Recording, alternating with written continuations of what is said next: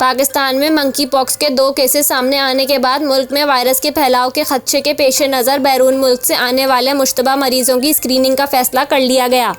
महकमा सेहत ने एयरपोर्ट्स को हिदायतनामा जारी करते हुए एयरपोर्ट्स पर मुतल्लिका महकमों को गाइडलाइंस पर अमल दरामद की हिदायत कर दी। हिदायतनामे में कहा गया है कि तैयारे में मौजूद मुश्तबा मरीज की निशानदही की जाए।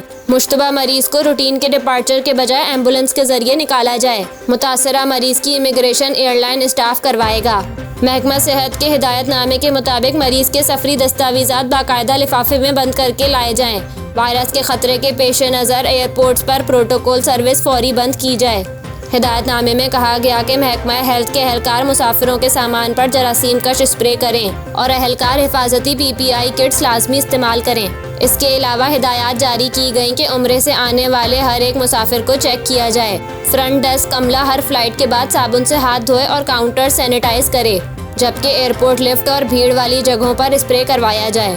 वाज़ेह रहे कि गुज़िश्ता रोज़ पाकिस्तान में मंकी पॉक्स के 2 केसेस सामने आए। वफाकी वजारत सेहत के हुक्काम के मुताबिक सऊदी अरब से बेदखल किए जाने वाले शख्स और जहाज़ में इसके साथ बैठे हुए दूसरे मुसाफिर में मंकी पॉक्स की तस्दीक हुई। वफाकी वजारत सेहत के सीनियर हुक्काम ने बताया कि सऊदी अरब से 17 अप्रैल को पाकिस्तान आने वाले शख्स में मंकी पॉक्स की अलामत थी, जिसके बाद इस शख्स को Pakistan institute of medical science में तिब्बी मुआयने की हिदायत की गई।